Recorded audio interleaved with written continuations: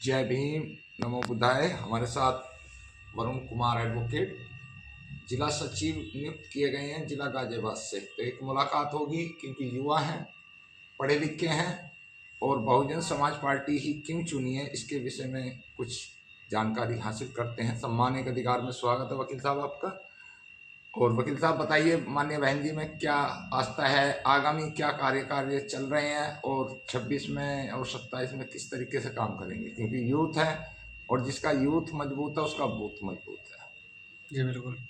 जी, मैं आपको अपना परिचय देना चाहूँगा। मेरा नाम एडवोकेट वरुण कुमार दसानन है। मैं गाजियाबाद विधानसभा में रहता हूँ और मुझे वर्तमान में गाजियाबाद जिला सचिव नियुक्त किया गया है। तो मैं आपको बताना चाहूँगा कि बहन जी ने जो अभी कहा था कि जो भी कार्यकर्ता मेरा काम करेगा, मैं उसको आगे बढ़ाने का काम करूँगी। मैं कोई पक्षपात नहीं करूँगी, कोई परिवारवाद नहीं करूँगी। तो इस वजह से बहन जी ने मुझे भी सबसे कम उम्र में जिला सचिव बनाने का कार्य किया है। तो मैंने बसपा ज्वाइन करी थी, इसका मैं रीज़न बता देता हूँ।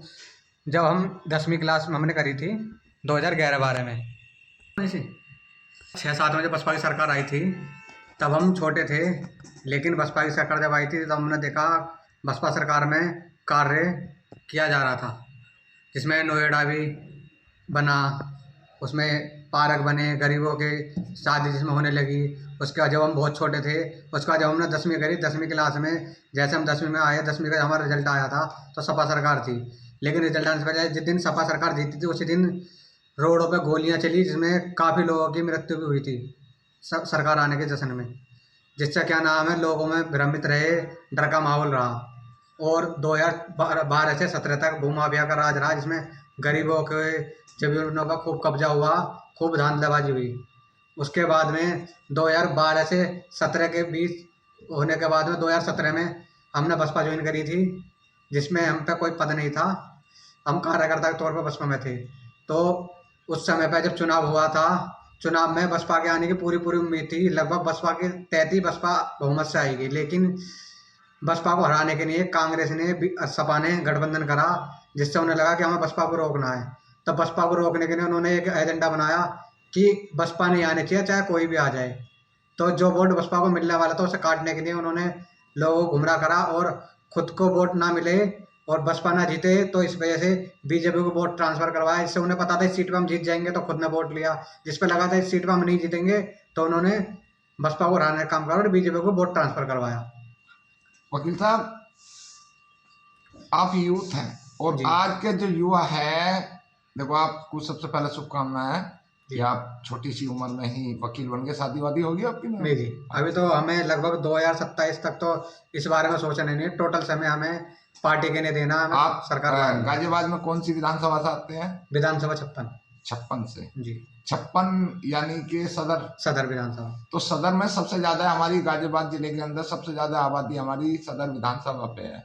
और अभी आगामी जो चुनाव हुआ था, उपचुनाव हुआ था, इसमें जो पीएन गर्ग जी थे, उनको बहुत कम वोट मिली। ऐसा क्यों?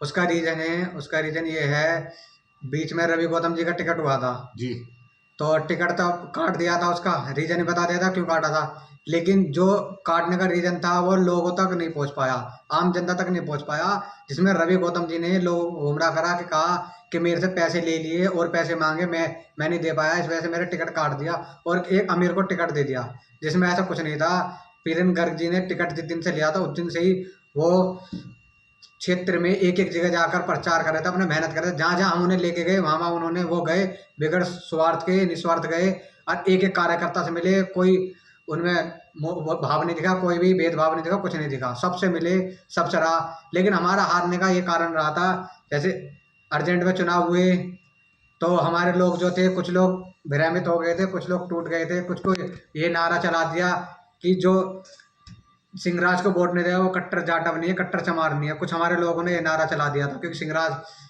एससी समाज से जाटव हैं और वो गाजियाबाद विधानसभा में लड़े थे। तो खुद बसपा में थे, वो बता देता हूँ, वो बसपा के विधायक, पार्षद भी रह चुके हैं, कोऑर्डिनेटर भी रह चुके हैं और अन्य भिन्न भिन्न पदों पर रह चुके हैं। तो उन्होंने लोगों को गुमराह करा। कुछ हमारे लोग थे जो उनके साथ रहते थे, चाटुकार मान लो, कुछ ही मान लो, उन्होंने दारू पी का ये नारा क्षेत्र में फैला दिया कि जो सिंहराज को वोट नहीं देगा, वो कट्टर जाटव नहीं है, कट्टर चमार नहीं है। अच्छा, उनसे परमिशन लेनी पड़ेगी, चमार को एफिडेविट लेना पड़ेगा उनसे कि हम कट्टे चमारी से वोट देगा। उन्होंने यही करा था, हमारी भी उनसे बात हुई थी, हमसे भी कही थी उन्होंने, तो हमने उनसे एक बात कही थी, चले एक बार तो हम सिंहराज जी को वोट दे दें, तो हम कट्टर जाटव हो गए। और जो बहन जी के खिलाफ वोट कर रहा है वो कौन है? वो जी जी जी तुम प्रत्याशी को देख रहे हो, तुम हमारे नेता को नहीं देख रहे। जी। तो उन्होंने ये कहा बहन जी कौन सा चुनाव लड़ रही है, बहन जी कौन से मैदान में है। हमने उनसे ये कहा उत्तर प्रदेश में ऐसी सीट कितनी है, तो उन पे ऐसी प्रत्याशी बाकी सीटों पर जनरल लड़ेंगे। अब जनरल भी यही बात कहते हैं ऐसी सीटों पर कि हमारा कौन सा प्रत्याशी हम क्यों वोट दें।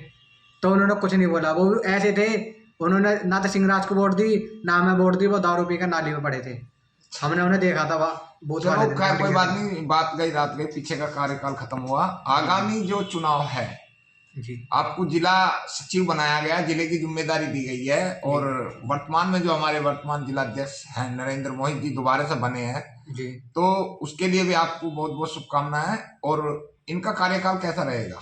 इनका कार्यकाल ये पूर्व में भी जिलाध्यक्ष बने थे, जैसे जिलाध्यक्ष बने इन्होंने कार्य करना शुरू कर दिया, जो भी कार्य करने वाले व्यक्ति थे सबको आगे बढ़ाया, टीम तैयार करी, सबको धीरे धीरे कार्य के लिए सक्षम बनाया, कार्य करवाया और कार्यालय में धीरे धीरे काम करवाया। और आज कार्यालय आप देख सकते हो, हाँ 2007 के बाद से कार्यालय में अब काम हुआ था जाके, जी जी जी जिसमें भी कुछ काम थोड़ा रह रहा है, ये भी अब धीरे धीरे जिलाध्यक्ष दोबारा बने हैं, ये कार्य दोबारा शुरू करवा दिया इन्होंने। जी। इन्होंने मेरे से कहा कि तुम्हें कार्यालय की जो भी दिक्कत है सब मुझे बताओ, सब कार्य होगा, तुम करवाओ। जी जी। मुझे अब जिम्मेदारी ये दी है। बताइए कि ये तो कार्यालय होगा, अच्छी बात है, जिला सचिव की क्या जिम्मेदारी होती है?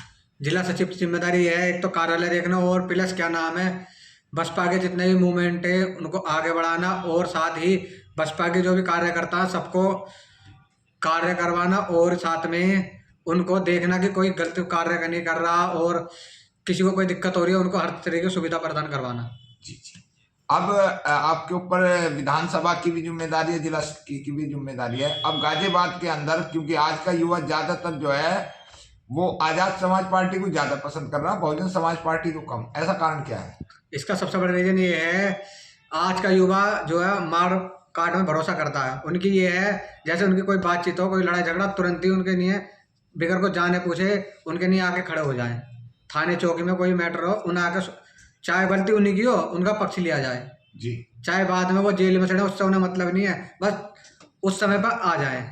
जी जी। उनका ये बसपा मानना है। डाउनिंग तरफ ज्यादा जा रही है, आजाद समाज पार्टी ज्यादा उठती जा रही है, इसका मेन कारण क्या है? इसका कारण ज़्यादा कुछ नहीं है, बसपा डाउनिंग की तरफ जा नहीं रही है, हमारे लोग ही कुछ गुमराह कर रहे हैं। इसका रीज़न ये है, आर्य समाज पार्टी के जो अध्यक्ष हैं, उनके साथ नहीं, कुछ गलत शब्द नहीं कहूँगा, पर उनके बारे में बता चाहूँगा, वो ये करते हैं जैसे कहीं भी कोई घटना हुई हो, वो पहले अनाउंसमेंट कर देते हैं कि क्या नाम है, वहाँ ये हादसा हुआ है, मैं आ रहा हूँ। तो इससे लोग वहाँ इकट्ठे हो जाते हैं, लेकिन वो आते नहीं है, वहाँ लोगों में लट बच जाते हैं, लोगों पर कार्रवाई हो जाती है, तो ये इन्हें बीच में पुलिस वाले रोक लेते हैं। बाद में जब वहाँ सब शांत हो जाता है, वहाँ जाके ये ज्ञापन देते हैं और वापस आ जाते हैं। उससे लोगों को ये लगता है कि सब चीज़ इन्होंने करवाई है, लेकिन ऐसा कुछ नहीं है। उसमें जो भी होता है, बसपा के कार्यकर्ता ज्ञापन देते हैं, सब चीज़ देते हैं, मैटर को संभालते हैं, सब चीज़ शांतिपूर्वक करते हैं कानूनी कार्रवाई से, लेकिन उसको मीडिया नहीं दिखाती, उसको कोई नहीं दिखाता। पर ये वहाँ से अनाउंसमेंट करते हुए आते हैं, ऐसे दिखाते हैं जैसे पूरा काम इन्होंने संभाला है, पूरी सरकार को ही कंट्रोल में कर रहे हैं, इनसे सब डरते हैं। ये चीज़ ऐसे हेडलाइट कर देते हैं जैसे पूरे देश के दलितों के यही मसीहा हैं। अब ये बताइए, कोई बात नहीं, जो राजनीति करता है वो अपने पूरे एजेंडे चलाएगा। आपको बहुजन समाज पार्टी अच्छी लगती है, दूसरे को आजाद समाज पार्टी, किसी को बीजेपी, ये आदमी का अपना मत है, जी स्वतंत्र है, बिल्कुल।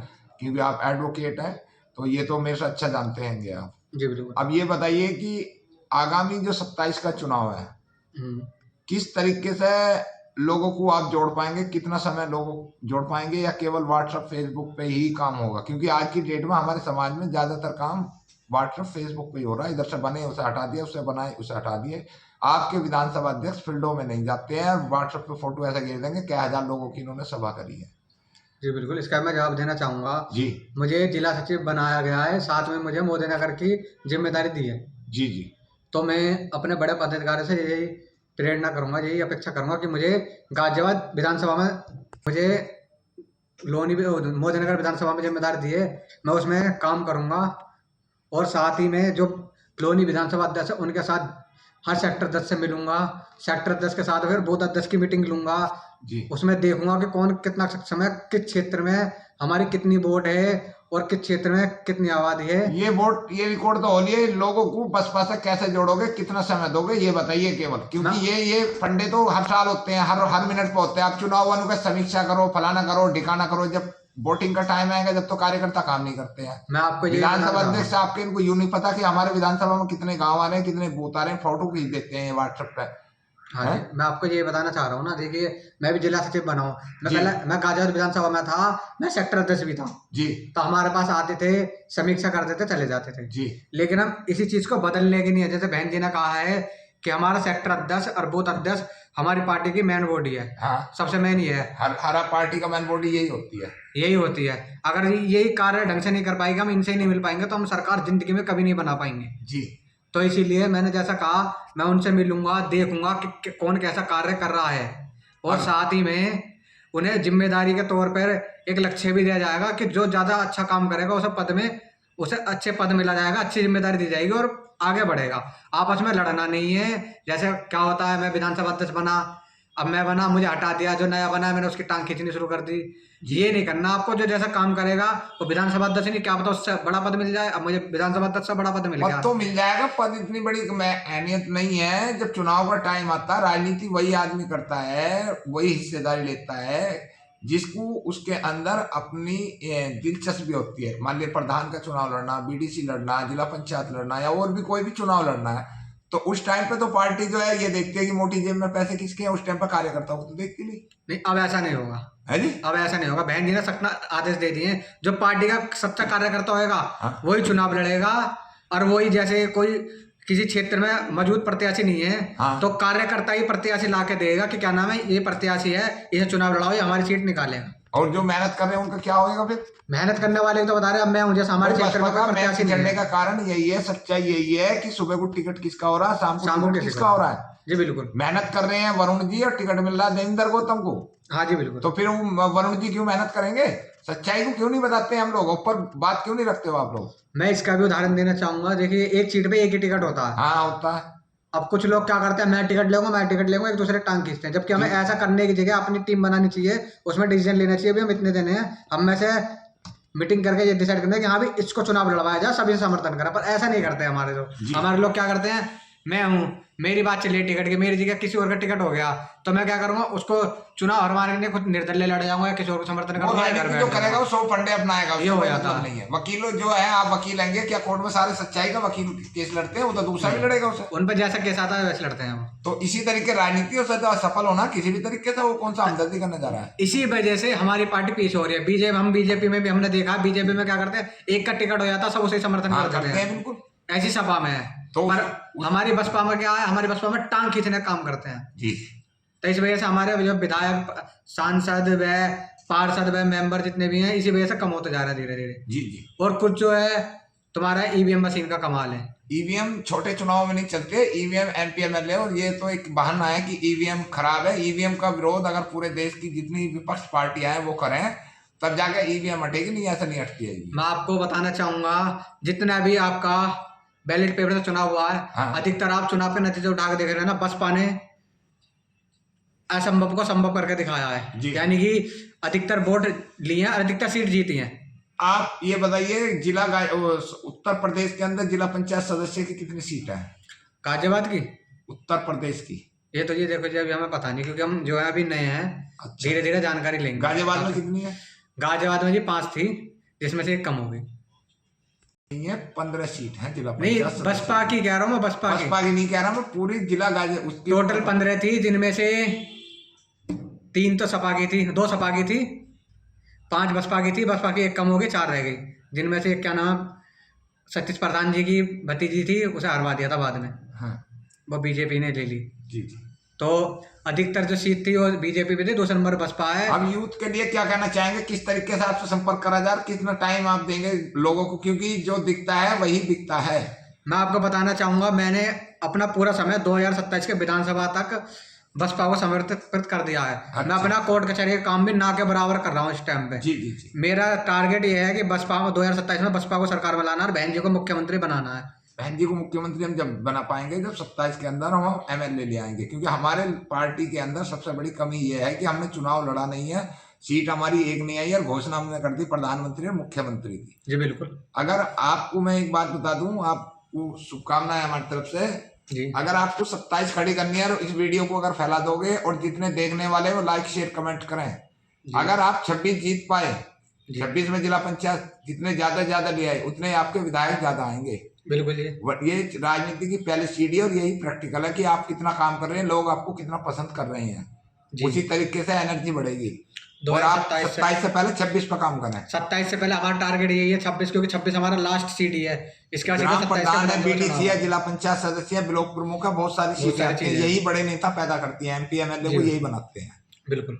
अब एमपी एमएलए जितने बसपा गए हैं उनका टारगेट ये होना चाहिए जिन्हें विधानसभा या जिला वो लड़ना सांसदी, वो इन लोगों को जितावे ज्यादा से ज्यादा। ये बीजेपी का फंडा है, मुझे कहना नहीं था लेकिन मुझे कहना पड़ रहा है। और आपने अपना टाइम दिया है, मेरी तरफ से आपको शुभकामना। ये थे वरुण कुमार सचिव, जिला सचिव हैं, गाजियाबाद से नवयुक्त हुए। मिठाई इन्होंने खवाई नहीं है, हमारी तरफ से बहुत बहुत शुभकामना। जय भीम। जय भीम।